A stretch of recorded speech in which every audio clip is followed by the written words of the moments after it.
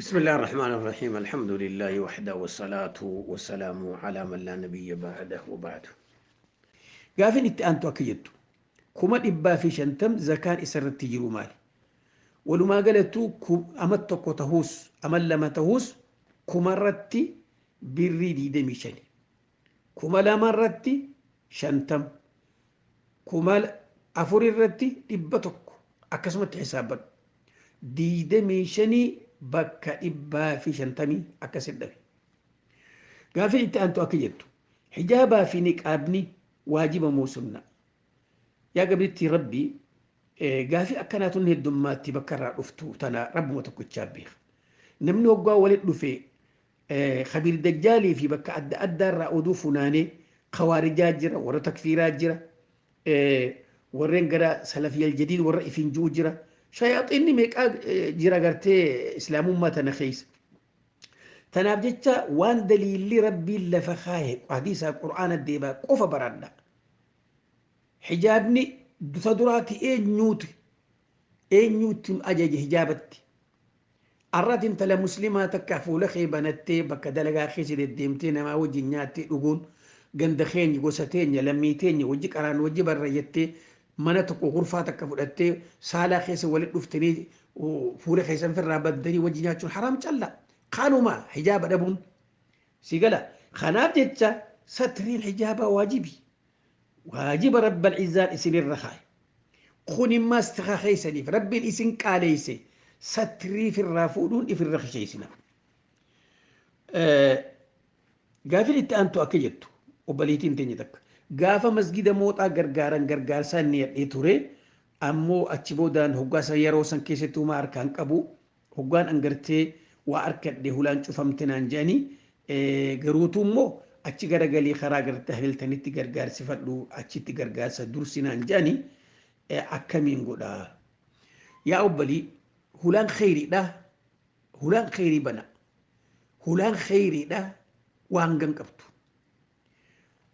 مسجد تكوف وانيتين ندري اللي أدوغوتي مسجد سننجه يودا دبدي وني سرك كنجرو مسجد براتين جهي رب نياتي سبيخ أكو مثلا أما نمني خراخ أنا كست يتشو أجتي بكما وني تيتو يوديت خيريناك أبدي يتشو تياتو بكما وني تكهوغاس خنت صدق أجاريا لا لما كان نمني أتشستي أباسون أدى nama nyaachiftii obaasuun ara namni arraan tana nyaatee galgala nyaatee dhugee sagaraan deqa ammoo sadaqa jaariya jechuun waan akkaawuntii siin cinne akka masgida jaaru akka madarasaa akka kitaaba bitanii waqfii godhu akka kaarabaa akka eelaa akka ijoollee gartee yataamaan guddisu wanni kanaa kun cuftinu sadaqaa jaariya hulaan sadaqaa banaadha son si dabru hulaan kheyriinuma jirti niyyaatee bakkuma feetii durfadhuuti kennadha.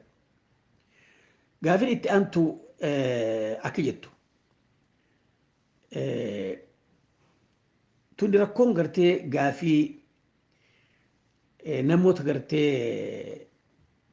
جارسا في جارسا جارتين الدفقاتي بيجي علاجه وبليتين تنجتوني أكوان قرتي إسينتون على جرتي إني بيجرا هذا كيف دا ورفكي خنا خنا دوبا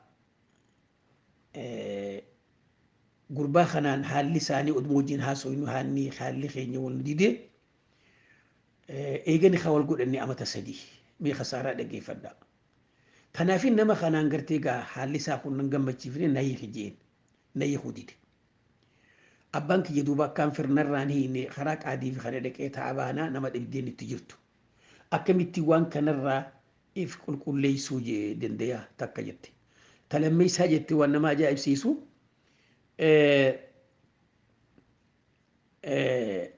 أبا منخي ياخوني واحد دبته ولو ما قالت توجت أني ألان جرا أبا منخي يا بيخيس جراجت هاتو ديبسان أبليتي تدرا وريدو غونغوري غرغودان بدي غرتي خيسا شمران اتغالا جرو اخرا في بالليسا دين في بالليسا انيما في افخسار سيسا معسيا خيسا غالا جرو نمي توكو على تا نخا غدچو ركنا متي bakka bakka jiraatuun rakkoon guddoon bakka tana jirtu ummanni kunni haa wal godhatee wal hidhuu malee yoom walitti dhufnaan isaan jidduun jirtu. Isinis taa'eetiin atis akkas godhii kanaan godhaa maallaqaan sitti ergaa dalagi. Laal namni kun akka nama gartaa nyaata bilcheeysanii cuqqaalanii dura kaayanii boruu nyaatanii ta'a.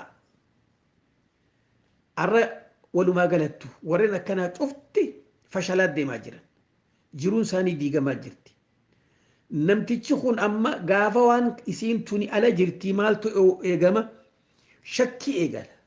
Nama duruu wajjii wal bartee nama isii kana godha waan biraa keessa gala. Isiin hoo namtichi kun amma biyya jiraa wanni gartaa haala kanaan jijjiiramuuf takkaa wajji jira takkaa ta'uma. Walumaa galattuu deebisaan abbaa mana keetii san waan irraa jibbitee sii turbeeka. Ibaadan qabne farsho dhugaa zina godhaa waan ati irraa jibbite rabbuma tokkicha si uumeef siitu beeka. Tanaaf ta'e tana waan ta'eef jecha gaafii yoo gaafii hin gaafatu deebisaan karaa sadihiin yaalii godhi. Tokko ka duraa atummaan mataa keetiin waan si biraa qabuu fi maharii waan naa goote cufa siif hin galchaa nagadhiisii ji'iitii namticha kanaa wajjin karaa nagayaatiin haasawi. Takka qalammeessaadhaa karaa manguddootiin abbaan kee arraan tana yoo cidhaquu dadhabees alhamdulillah jiru addunyaa irra jira manguddoo gandaa fitti yaamee warra soddaasan waan keessan fudhaa intala naa hiikaa jechuu abbaa keetiin deebi. Tasadeessaadhaa yoo ka iqaamaa bakka jirtu sanitti waraqaa biyya jirtuu qabaatte iqaamaa fakkeenyaaf Saa'udii keessa jiraatte iqaamaa qabaatte safaaraa Itiyoophiyaa dhaqiiti wakiilinna nama gartee qaadii dhaqee faskii sii fuudhu eega karaan kun daddabame faskii siif kennanii safaraan siif kenniti waraqaa sin ergitaaf abbaa feete wakkalatte feetu abbaa kee adeera kee obboleessa kee eessuma kee kanuma feete wakkalachuu dandeessa waraqaa tana fuudheeti ta'an baasiidha qaadiin keessa qaadiin ifiif namtichi san barbaade akka inni si godha akka waan ati dheexxeetti ilaalama jechuudha.